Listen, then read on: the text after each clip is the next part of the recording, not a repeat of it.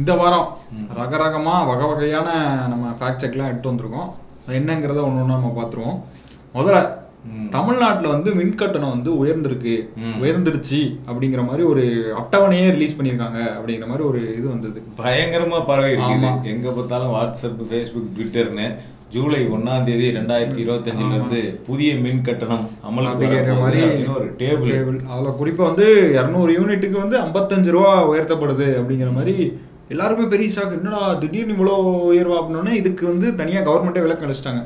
இல்லைங்க, நாங்கள் எதுவுமே கொடுக்கலங்க, மின் கட்டணம் உயராதுங்க அப்படிங்கிற மாதிரி அமைச்சர் சிவசங்கரே வந்து தனியாக ஒரு பிரஸ் மீட்ல சொல்லிட்டாரு. ஆக்சுவலாக இந்த உயர்வுக்குன்னு சொல்லிட்டு அவங்க பரப்புற அந்த டேபிள் இருக்குல்ல, அது 2022 மின் கட்டண உயர்வு வந்தது. அப்போ போட்ட பேப்பர்ல இருந்த டேபிளை எடுத்துட்டு வந்து இப்போன்னு சொல்லிட்டு போடுறாங்க. அதுக்கப்புறம் 2 முறை கரண்ட் பில் ஏறிடுச்சு. அது வேற கதை. மின்சார ஒழுங்குமுறை ஆணையம்னு ஒன்று இருக்கு. அவங்க வந்து வருஷம் வருஷம் மின் கட்டணத்தை உயர்த்தணும் அப்படின்னு பரிந்துரை கொடுத்துருக்காங்க மின் வாரியத்துக்கு. ஸோ இந்த வருஷமும் மின் கட்டணத்தை உயர்த்த பரிந்துரை மின்சார ஒழுங்குமுறை ஆணையத்தால் கொடுக்கப்பட்டிருக்கு. ஆனால் தமிழ்நாடு அரசு அதை மின் கட்டணத்தை அறிவிப்பு வந்து உயர்வு அறிவிப்பை அறிவிக்கல. இந்த முறை மின் கட்டண உயர்வு இல்லை அப்படிங்கிற அறிவிப்பையும் வெளியிட்டாங்க. அடுத்தது நார்த் இந்தியாவில் வந்து ஜோதி மல்ஹோத்ரா அப்படிங்கிற ஒரு யூடியூபர், அவங்க வந்து பாகிஸ்தானுக்கு உளவு வேலை பார்த்தாங்க, ஸ்பையா இருந்தாங்க அப்படிங்கிற குற்றச்சாட்டின் பேர்ல அவங்க வந்து கைது செய்யப்பட்டிருக்காங்க, சிறையில் இருக்காங்க.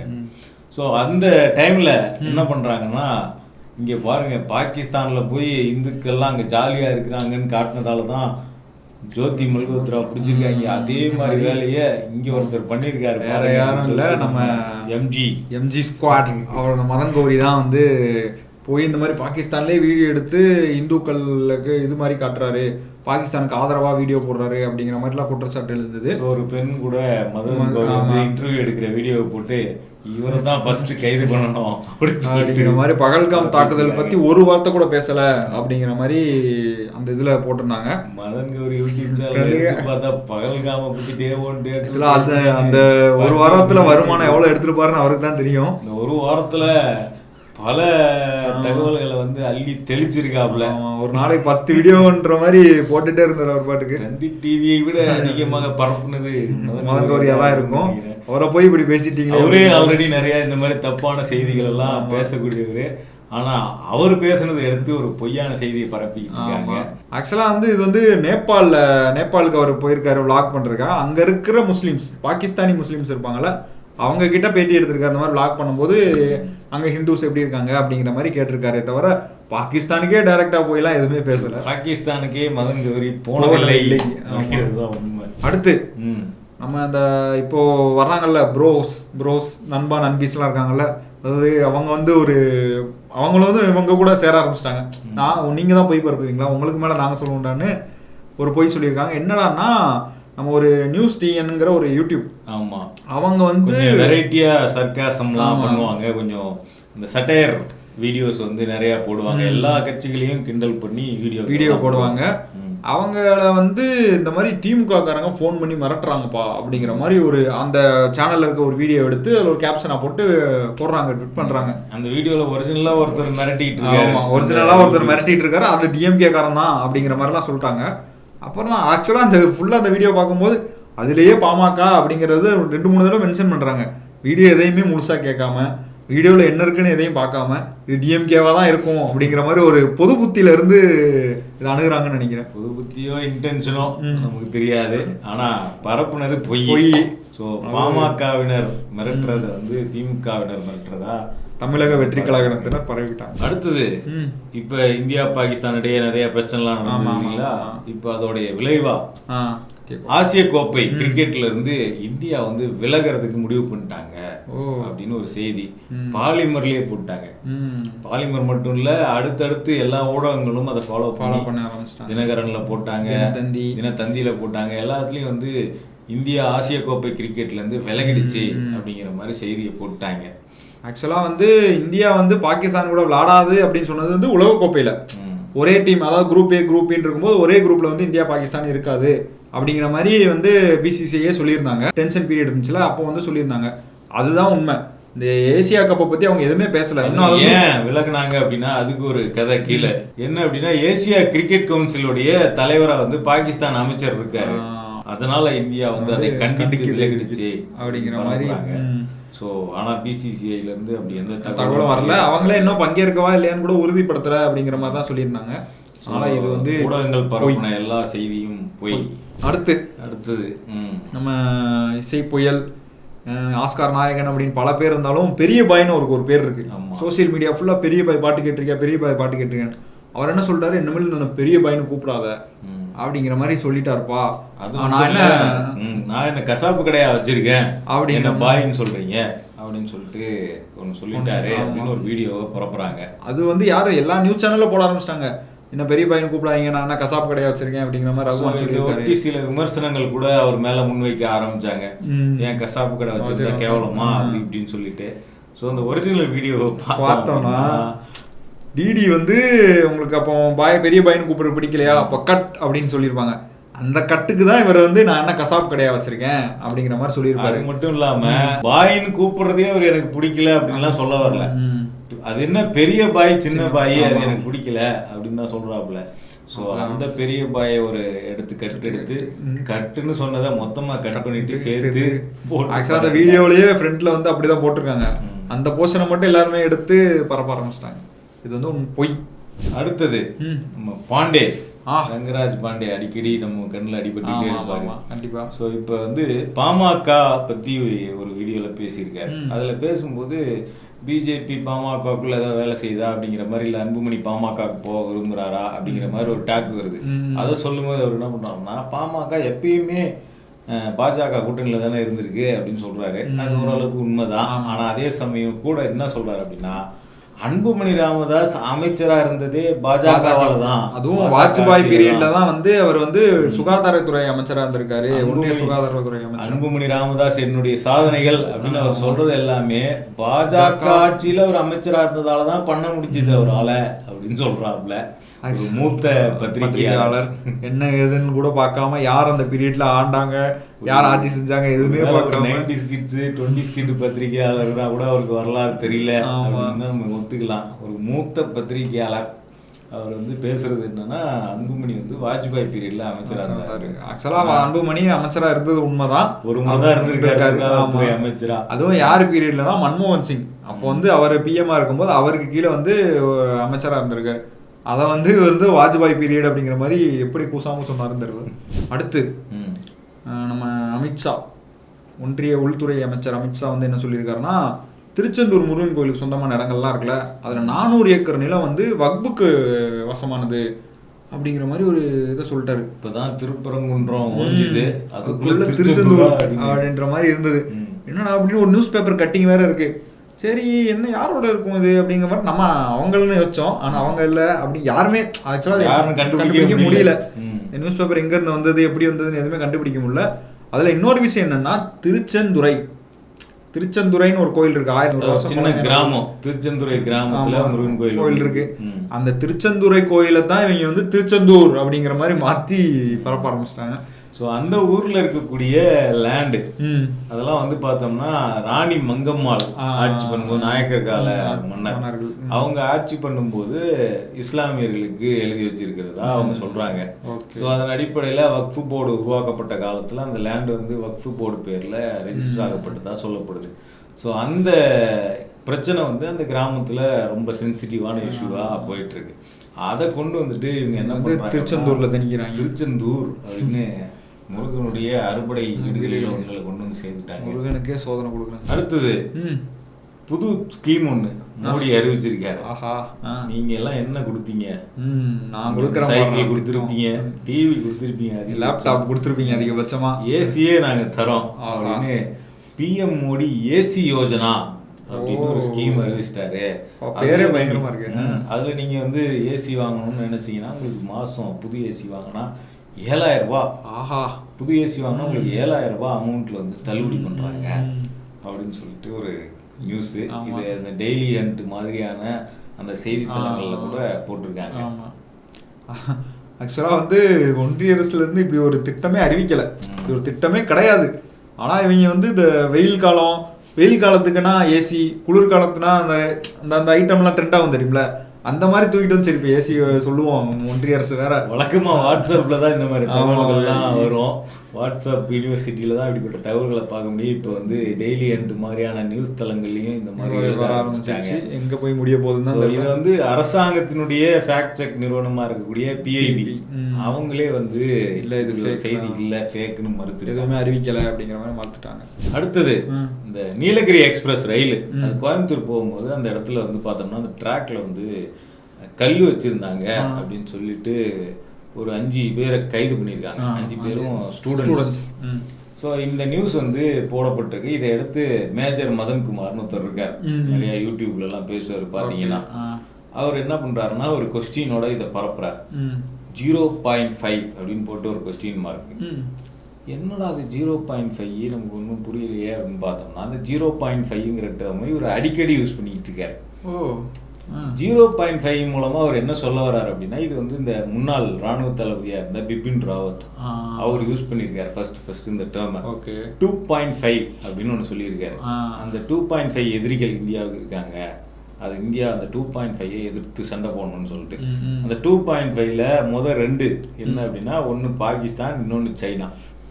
ஸோ அந்த 0.5ங்கிறது என்னன்னா உள்நாட்டு எதிரிகள், உள்நாட்டு தேச விரோதிகள், அவங்கள சொல்றாங்க உள்நாட்டு தேச விரோதிகள் அப்படின்னு. அதில் யார் யாரெல்லாம் இப்போ மேஜர் மதன்குமார் மாதிரியான ஆட்கள் அதை பயன்படுத்துகிறாங்கல்ல, அவங்க யார் யாரெல்லாம் அதை மென்ஷன் பண்ணுறாங்க அப்படின்னா, இஸ்லாமியர்கள், இடதுசாரி அமைப்பில் தீவிரமாக இருக்கக்கூடிய ஆட்கள், இன்னும் பாஜக ஆதரவாளர்கள் எடுத்துக்கிட்டோம்னா பாஜகவை எதிர்க்கிற எல்லாருமே, மோடி ஆட்சியில் தவறு நடக்குது அப்படின்னு யாரெல்லாம் சொல்றாங்களோ எல்லாருமே 0.5 அடங்கிடுவாங்க, எல்லாரும் உள்நாட்டு தேச விரோதிகள் அப்படின்னு. ஸோ ஆனால் இந்த அதை உள்நாட்டு தேச விரோதிகள் பண்ணாங்களா அப்படின்னு ஒரு கான்ஸ்பிரசியை மேஜர் மதன்குமார் வச்சிருக்காரு. ஆனால் போலீஸு அந்த கான்ஸ்பிரசியை உடச்சி சுக்குநூறு ஆகிட்டாங்க. ஏன்னா அந்த 5 பசங்களும் ஸ்டூடெண்ட்ஸ், ரொம்ப சின்ன பசங்க, அவங்களுக்கும் இந்த மாதிரி வேற எதுக்கும் சம்மந்தமே கிடையாது அப்படின்னு போலீஸ் விசாரணையில் சொல்லிட்டாங்க. அடுத்து தமிழ்நாட்டில் பட்ட பகலில், அதாவது அந்த நின்றுட்டு இருக்காங்க 2 பேர் பைக்கில், அங்கேருந்து ஒரு 2 லேடிஸ் நடந்து வராங்க. வந்த உடனே டக்குன்னு செயினை பறிச்சுட்டு வண்டி எடுத்துட்டு ஓடிடுறாங்க. அந்த மாதிரி ஒரு வீடியோ பார்த்தீங்களா? தமிழ்நாட்டில் வந்து எப்படி செயின் பறிப்பு நடக்குது, தமிழ்நாட்டில் சட்ட ஒழுங்கு எப்படி சீர்கேடு, பெண்களுக்கு பாதுகாப்பு இல்லை, கூடுதல் பாதுகாப்போடு நல்லது ஆமாம் அப்படிங்கிற மாதிரி ஒரு வீடியோ. ஸோ உண்மையாக இருந்தால் இந்த அவேர்னஸ் தேவையானது தான். ஆனால் உண்மையா அப்படின்னு பார்த்தோம்னா இல்லை. இது வந்து மகாராஷ்டிராவில் நடந்த ஒரு சம்பவம். அந்த சம்பவத்தை தான் இப்போ ஆக்சுவலாக இந்தியாவில் எந்த மூலையில் நடந்தாலும் சரி, யூபியா இருக்கட்டும், குஜராத்தாக இருக்கட்டும், பீகாராக இருக்கட்டும், எங்கே நடந்தாலும் அது தமிழ்நாட்டில் தான் நடந்துச்சு. தமிழ்நாட்டுக்கு வந்து இந்த மாதிரி ஒரு அவப்பேரை உண்டாக்கணும் அப்படிங்கிற ஒரு கூட்டமே சுற்றுது. அதில் ஒருத்தர் தான் இவருன்னு நினைக்கிறேன். பட்ட பகலில் துப்பாக்கியுடன் சுற்றும் இளைஞர் அப்படின்னு நிறைய வீடியோ பரப்புகிறாங்க. ஸோ அதெல்லாம் வந்து முதல்ல அது பரப்புறதுக்கு முன்னாடி அது ஒரிஜினலாக தமிழ்நாட்டில் எடுக்கப்பட்டதா அப்படிங்கிறத நம்ம எல்லாரும் ஒரு முறை பார்த்துக்கிறது நல்லது. அடுத்தது 2 போலீஸு வண்டியில் வரவங்கள மறித்து பிரச்சனை பண்றாங்க, கேட்குறாங்க. குழந்தைய வந்து வண்டியில எக்ஸ்ட்ராவா ஹஸ்பண்ட் அண்ட் ஒய்ஃபு குழந்தைய எக்ஸ்ட்ரா கூட்டின்னு வந்ததுக்காக பிரச்சனை பண்றாங்க அப்படின்னு சொல்லிட்டு ஒரு வீடியோ பரப்புறாங்க. போலீஸ் வந்து கொலை இந்த மாதிரி பெரிய பெரிய ஊழல் பண்றவங்க, குற்றம் செய்யறவங்க, இவங்களெல்லாம் விட்டுருவீங்க, சாராயம் காய்ச்சறவங்கலாம் விட்டுருவீங்க, குழந்தைய பைக்கில் கூப்பிட்டு போனா ஆக்ஷன் எடுப்பீங்க அப்படிங்கிற மாதிரி போலீஸு, தமிழ்நாட்டு போலீஸ் அப்படின்னு சொல்லிட்டு ஒன்று பரப்புறாங்க. ஸோ இது ஒரிஜினலாக இந்த வீடியோ எப்போ எடுத்தது அப்படின்னு பார்த்தோம்னா 2019 எடுத்திருக்காங்க. அப்போ என்ன ஆச்சுன்னா, ஒரு ஃபேமிலி வந்து அதே அம்மா, அப்பா, ஒரு குழந்தை, ஒரு 5 கட்டப்பை எடுத்துட்டு வந்து இந்த பைக்ல போயிட்டு இருக்காங்க. வரும்போது அந்த பேரிகேட்ல இடிச்சிட்டாங்க. இதனால அந்த பேரிகேட்ல இடிச்சதுனால போலீஸ்காரங்களுக்கும் அவங்களுக்குமே பெரிய தகராறு ஏற்பட்டது. இதனால அந்த போலீஸ்காரங்களை கூட வந்து இடமாற்றம் கூட செய்யப்பட்டு இந்த வீடியோ வைரல் ஆகி அவங்களுக்கு ட்ரான்ஸ்ஃபர் பண்ணிட்டாங்க. அதனால வந்து இது இப்போ நடந்தது கிடையாது, 2019 நடந்த சம்பவம் தான் இது. ஸோ இதை பற்றி கடலூர் மாவட்ட காவல்துறையே வந்து இதுக்கு மறுப்பு வெளியிட்டிருக்காங்க. இந்த வீடியோ பழைய வீடியோ இப்போ பரப்பாதீங்க அப்படின்னு சொல்லிட்டு. அடுத்து சென்னை போக்குவரத்து காவல்துறையை மதிக்காத லாரி ஓட்டுநர் அப்படின்னு அந்த லாரியில வந்து தொங்கிட்டே ஒரு போலீஸ்காரர் போயிட்டு இருக்காரு. ஒரு டிராஃபிக் போலீஸ் லாரி கதவை பிடிச்சிருக்காரு, அந்த லாரி நிக்காம அப்படியே போயிட்டே இருக்கு. அதாவது என்னன்னா, திமுக காரனே போலீஸ் தான் நிக்க மாட்டான், திமுக லாரி மட்டும் நிக்குமா அப்படிங்கிற மாதிரி போலீஸையே தூக்கிட்டு போறாங்க பாருங்க. அதாவது டிராஃபிக் போலீஸ் ஒரு லாரியை மறிச்சதாகவும், அந்த டிராஃபிக் போலீஸ் வண்டியில ஏறும் போதே அவரையும் சேர்த்து வண்டியோட நிக்காம ஓட்டிட்டு போற மாதிரியும் ஒரு வீடியோ. ஆக்சுவலாக இந்த வீடியோ வந்து லாரியை வந்து திருடு போகப்பட்டிருக்கு, திருடிட்டு போயிருக்காங்க அந்த லாரியை. அப்போ அவர் வந்து ஒரு 10 கிலோமீட்டர் நினைக்கிறேன், அவர் வந்து 10 கிலோமீட்டர் அதிலே தொங்கிட்டே போய் அவங்கள அரெஸ்ட் பண்ணாரு. அதுக்காக அவருக்கு அந்த டைம் பாராட்டெல்லாம் கிடைச்சது. அந்த லாரி ஓனரே கூட அவரை போயிட்டு அவருக்கு வந்து நன்றிலாம் சொல்லிட்டு வந்திருக்காரு நேரில் போயிட்டு. ஸோ இந்த நியூஸ் வந்து ரொம்ப பரபரப்பாக பேசப்பட்ட ஒரு செய்தி. ஸோ அதை எடுத்துட்டு வந்துட்டு இங்கே வந்து லாரியை போலீஸ் வந்து மறிக்கும் போது போயிட்டு திமுக காரங்களோட லாரி பாருங்க பின்னாடி டிஎம்கே சிம்பிள் இருக்கு அப்படின்னு சொல்லிட்டு பரப்பிட்டு இருக்காங்க. ஒரிஜினலாக அந்த லாரி ஓனருக்கும் போலீஸுக்கும் எந்த தகராறும் கிடையாது. போய் போலீஸுக்கு என் லாரியை காப்பாற்றினதுக்கு நன்றி அப்படின்னு சொல்லிட்டு வந்திருக்காரு.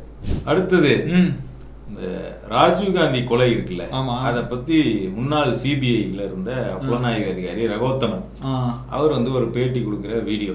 ரகோத்தமன் இறந்துட்டாரு, அவருடைய பழைய வீடியோ ஒண்ணு வந்து இப்ப பரப்புறாங்க சின்னதா கட் பண்ணி. அதாவது ராஜீவ் காந்தியை கொலை செய்ய சொன்னது யார் தெரியுங்களா?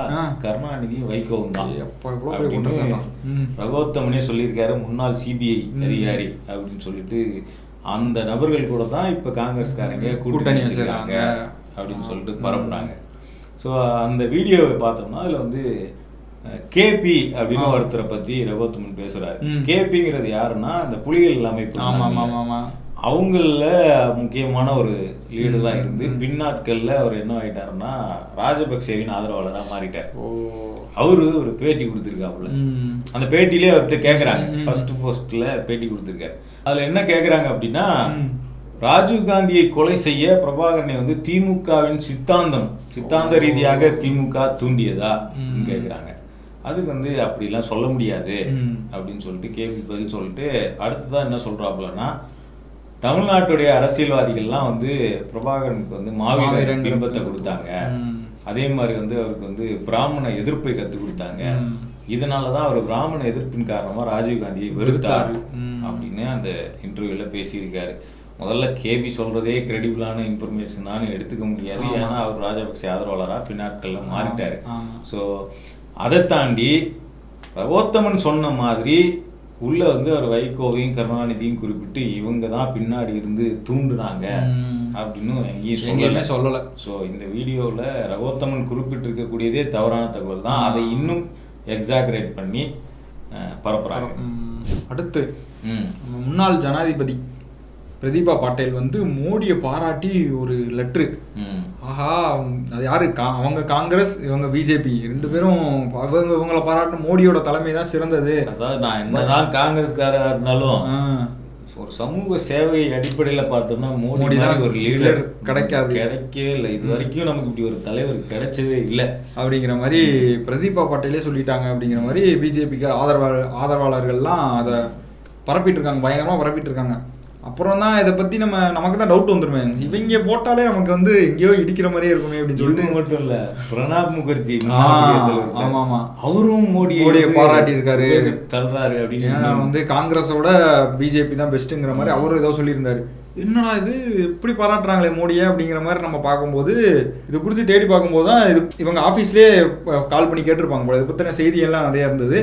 ஆஃபீஸ்லேயே கால் பண்ணி கேட்கும்போது இல்லைங்க நாங்கள் இப்படியெல்லாம் எந்த செய்தியும் வெளியிடலைங்க அப்படிங்கிற மாதிரி அவங்களே மறுப்பு தெரிவிச்சிட்டாங்க. இந்த ஃபோட்டோவை போட்டு யாரோ ஸ்டோரி எழுதிட்டாங்க, இதை நம்பாதீங்க அப்படின்னு அவங்க பல வருஷமாக பரப்பிட்டு இருக்காங்க.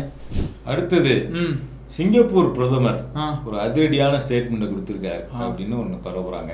என்ன அப்படின்னா, இஸ்லாமியர்களுடைய ஓட்டுரிமையே சிங்கப்பூர் பிரதமர் வந்து ஒத்தி வச்சிட்டார். அதாவது இந்தியா வந்து இஸ்லாமியர்களால் எவ்வளோ பாதிக்கப்பட்டிருக்கு அப்படிங்கிற அவல நிலையை பார்த்துட்டு சிங்கப்பூர் பிரதமர் அவங்க நாட்டை காப்பாற்றுறதுக்காக இஸ்லாமிய மக்களுடைய ஓட்டுரிமையை ஒதுக்கி வைக்க திட்டம் போட்டாரு அப்படின்னு ஒரு போஸ்ட். அடிப்படையில் இந்த போஸ்ட்டை பரப்புறவங்க இல்லை போட்டவங்க யாராக இருந்தாலும் அவங்க வந்து மக்கள் மத்தியில் பிரிவினையை தூண்டுற குற்றத்துக்காக அவங்க மேலே வழக்கு பதிவு செய்யப்படணும், கைது செய்யப்படணும். ஏன்னா இந்தியாவில் ஒரு மிகப்பெரிய மக்கள் தொகையை கொண்டிருக்கக்கூடிய ஒரு குறிப்பிட்ட மதத்தை சேர்ந்த மக்கள் மேலே பெரிய அளவில் வெறுப்பை உமிழக்கூடியதாக இந்த பதிவு இருக்கு. அதே மாதிரி சிங்கப்பூர் பிரதமர் வந்து இப்படி பண்ணிட்டாரு அப்படின்னு சொல்கிறது அப்படிங்கிறது, இங்கேயும் நம்ம வந்து இஸ்லாமியர்களை ஓட்டுரிமையை கொடுக்கக்கூடாது, செகண்ட் கிளாஸ் சிட்டிசன்ஸாக டீல் பண்ணணும் அப்படின்னு மக்களை தூண்டக்கூடிய குற்றம் இதை பரப்புறது. இது ஒரு சாதாரண ஃபேக் நியூஸ் கிடையாது. ஸோ ஆனால் ஒரிஜினலாக சிங்கப்பூர் பிரதமர் அப்படி சொல்லியிருக்காரான்னு பார்த்தா இல்லை. அதாவது அதில் என்ன சொல்லியிருந்தார் அப்படின்னா, கடந்த சில நாட்களாக வந்து இந்த மதம் மற்றும் இனம் இருக்குல்ல, அது சார்ந்த வந்து பிரச்சாரம் வந்து வெளிநாட்டிலிருந்து இங்கே வந்து நிறையா பண்ணுறாங்க அப்படிங்கிற மாதிரி ஒரு இதை சொல்லியிருந்தாரு. இதை வந்து நிராகரிக்கணும், அதாவது இவங்களுக்கெல்லாம் வாக்களிக்க வேண்டாம் அப்படிங்கிற மாதிரியும் ஒரு விஷயத்த சொல்லி, மதம் இனம் சார்ந்து ஓட்டு போடுங்க அப்படின்னு கேட்குறவங்கள நிராகரிச்சிருங்க. இங்கேயே உள்நாட்டில் கூட இஸ்லாமியர்கள் வந்து தங்கள் மத்தியில் வந்து மதத்தினுடைய நலன்களை யார் வந்து அவங்களுக்கு சப்போர்ட் பண்றாங்களோ அவங்களுக்கு வாக்களிக்கணும் அப்படின்லாம் பிரச்சாரம் பண்றாங்க. இதை நாம் நிராகரிக்கணும். அது போல சொல்லிட்டு இன்னொரு விஷயத்தையும் சொல்லிடுறாரு, இந்து பௌத்தம் கிறிஸ்துவம் இவன் இந்த மதத்துல இருந்து யாரு சொன்னாலுமே அதை நிராகரிக்கணும் அப்படிங்கிற மாதிரி மட்டும் நிராகரிக்கணும்னு சொல்லல. மதத்தின் அடிப்படையில் எந்த மதத்தை சேர்ந்தவர்கள் அரசியல் செய்தாலும் அதன் அடிப்படையில் ஓட்டு போடணும்னு சொன்னாலும் அதை நம்ம நிராகரிக்கணும் அப்படின்னு அவர் வந்து அந்த ஊர்ல பேசியிருக்கிறாரு. அதை எடுத்துட்டு வந்து இவங்க வந்து இஸ்லாமியர்களுக்கு ஓட்டு உரிமையை நிறுத்தி வைக்கிறோம் அப்படின்னு சொல்லிட்டாருன்னு பரப்புறாங்க. அடுத்து இப்போ நம்ம இந்தியாவில் கொஞ்சம் வருஷத்துக்கு முன்னாடி அந்த பண மதிப்பிழப்புன்னு ஒரு விஷயம் வந்துச்சு. 1000 ரூபா 500 ரூபா நோட்லாம் ஒழிச்சு 2000 நோட்டு கொண்டு வந்தாங்க. எல்லாரும் பேங்க் ஏடிஎம் பேங்க்குன்னு எல்லாரும் வரிசையாக நின்னாங்க. அதே மாதிரி தான் இப்போ வந்து பாகிஸ்தானில் வந்து நடக்குது. அதாவது இப்போ வந்து இந்தியா பாகிஸ்தான் ஒரு மோதல் போக்கு இருந்ததுல அந்த டைமில் வந்து பாகிஸ்தான்காரங்க எல்லாம் பேங்க்ல போய் காசு எடுத்து இது பண்ண ஆரம்பிச்சிட்டாங்க. அதாவது இந்தியா வந்து பாகிஸ்தான் மேலே போர் தொடுத்துருன்னு பயந்து பாகிஸ்தானே காலியாக போகுது திவாலாக போகுதுன்னு சொல்லிட்டு எப்படியாவது அவசரமாக போய் நம்ம பணத்தெல்லாம் எடுத்துடணும் அப்படின்னு பாகிஸ்தானில் ஃபுல்லாக வரிசை கட்டி பேங்க் முன்னாடி கூட்டமாக நிற்கிறாங்க. ஆமாம் அப்படின்னு ஒரு ஃபோட்டோ அது பயங்கரமாக வைரல் ஆகிட்டு இருக்கு. பார்த்தா எல்லாரும் கூட்டமாக இருக்காங்க. சரி எங்கடா இது அப்படின்னு பார்க்கும்போது இது வந்து ஆப்கானிஸ்தான். அதாவது இந்த தாலிபன் ஆட்சி 2021 வந்து அந்த தாலிபன் ஆட்சி உள்ள வந்ததுல அதுக்கப்புறம் அங்க இருக்கிற மக்கள்லாம் என்ன பண்றதுன்னு தெரியாம அந்த பணத்தெல்லாம் டக்குன்னு எடுத்துட்டு இருக்கும்போது புதுசுல ஏதாவது ஆயிடுமோ, நாட்டுல நிலைத்தன்மை இல்லாம போயிடுமோன்னு பயந்து மக்கள் கொஞ்சம் பணத்தெல்லாம் எடுக்கிறதுக்காக அங்க போய் சேர்ந்தாங்க. ஆப்கானிஸ்தான்ல. ஆமா, பாகிஸ்தான் கிடையாது. அடுத்தது ஒரு ரோட்ல போற ஒரு வண்டியில ஒரு லேடி வந்து அதுல ஓட்டிட்டு போற நபரை செருப்பு கழட்டி அடிக்கிறாங்க. பார்க்கவே கொடூரமா இருக்கு. அதை போட்டு என்ன பரப்புறாங்க அப்படின்னா, இந்த பைக் டாக்ஸி இப்போ வந்து நிறைய ஓடிட்டு இல்லையா, ரேப்பிடோ ஊபர் பைக் டாக்ஸிலாம் நிறைய பேர் ஓட்டுறாங்க இளைஞர்கள். அதுல போற ஒரு நபர் வந்து இந்த மாதிரி ஹராஸ்மெண்ட், செக்ஷுவல் ஹராஸ்மெண்ட்ல ஈடுபட்டாரு. அந்த பொண்ணு வந்து அவங்கள வந்து எப்படி அடிக்கிறாங்க பாருங்க அப்படின்னு சொல்லிட்டு இது உத்தரப்பிரதேசத்தில் நடந்தது. உத்தரப்பிரதேசத்துல பைக் டாக்ஸில கூட பெண்களுக்கு பாதுகாப்பு இல்லை அப்படிங்கிற மாதிரி பாஜகவுக்கு எதிராக ஒரு செய்தியை பரப்புறதுக்காக இப்படி போட்டிருக்காங்க. ஸோ ஒரிஜினலாக நீங்கள் யாருக்கு எதிராக பரப்ப நினைச்சீங்களோ, ஆனால் அது யாருக்கு எதிராக போய் நிற்குது அப்படின்னு பார்த்தோம்னா, அப்பாவியா பைக் டாக்ஸி ஓட்டக்கூடிய இளைஞர்கள் அவங்களுக்கு எதிரானதா இந்த வண்டி போய் நிற்கிது, இந்த விஷயம் போய் நிற்கிது. சும்மா வந்து டக்குன்னு போய் சொல்லிடுவோம் அப்படிங்கிற மாதிரிலாம் ஒரு விஷயத்த வந்து இன்னொருத்தங்களுக்கு அது பாதிக்காதா அப்படிங்கிற எதையுமே பார்க்காம டக்குன்னு கொண்டு போய் இவங்க தான் பொறுப்பு, இவங்க இந்த மாதிரிலாம் பண்ணுறாங்க அப்படின்னு சொல்கிறது வந்து ஒருத்தனை பாதிக்காது, அதை நம்பி இருக்கிற எல்லாரையுமே பாதிக்கும் அப்படிங்கிறத நம்ம மனசில் வச்சுக்கணும். ஸோ இந்த விஷயம் உண்மையிலே என்ன நடந்திருக்கு அப்படின்னா, அது வண்டியில் போயிட்டு இருக்கும்போது ஒரு ஹஸ்பண்ட் அண்ட் ஒய்ஃபுக்குள்ளே இருக்கக்கூடிய சண்டையில் அந்த ஒய்ஃப் வந்து ஹஸ்பண்டை தாக்கிட்டாங்க. இது வந்து சில செய்தி ஊடகங்களில் வெளியாயிருக்கு. ஸோ இதை எடுத்து போட்டு பைக் டாக்ஸி ஓட்டுறவங்க இப்படி தான் இருக்கிறாங்க அப்படிங்கிற மாதிரி ஒரு ஸ்டீரியோ டைப் வந்து இது மூலமாக கிரியேட் பண்ணப்படுது. ஸோ இந்த செய்தி உண்மை கிடையாது. அடுத்து அதே உத்தரப்பிரதேஷ், அங்கே வந்து அந்த பேட்டரி வண்டிகள்லாம் இப்போ வந்து நிறையா வந்துருச்சு. பேட்டரி வண்டிகள், காரு, பைக்கு எல்லாமே பேட்டரி வண்டிகள் வந்துச்சு. அதெல்லாம் வந்து உடைக்கிறோம். அதாவது அந்த இடத்துல வந்து பேட்டரி வண்டி வந்து சாலையை வந்து ரொம்ப இது பண்ணுது, அந்த வண்டி எல்லாத்தையுமே டிஸ்மேண்டில் பண்ணுறாங்க அப்படிங்கிற மாதிரி ஒரு வீடியோ ஜேசிபி வச்சு உடைக்கிறாங்க. அதில் வந்து நிறைய ரிக்ஷாலாம் தெரிஞ்சது கண்ணில். ஏன்னா இது இவ்வளோ ரிக்ஷா இருக்கு அப்படிங்கிற மாதிரி நம்ம பார்க்கும்போது அந்த வீடியோவே இந்தியாவில் எடுக்கப்பட்டது கிடையாது, பங்களாதேஷில் எடுக்கப்பட்டது. ஸோ அங்கே வந்து பேட்டரியில் ஓடுற ரிக்ஷாக்களை தடை பண்ணி ஒரு ரூல் கொண்டு வந்தாங்க. அந்த ரூல் வந்ததுக்கப்புறம் இந்த மாதிரி பேட்டரி வண்டிகளை அங்கே வந்து இது பண்ணாங்க. ஸோ அந்த வீடியோவை எடுத்து போட்டு இங்கே இந்தியாவில் உத்தரப்பிரதேசத்தில் நடக்கிறதா ஒன்று பரப்புகிறாங்க. ஸோ இதை பரப்புனதும் இதுக்கு முன்னாடி நம்ம பார்த்த பைக் டாக்ஸி சம்மந்தமாக உத்தரப்பிரதேசத்தில் நடக்கிறதா பரப்புனதும் ஒரே ஐடி தான். தமிழச்சி டிவிக்கே வந்துட்டாங்க திரும்பவும்.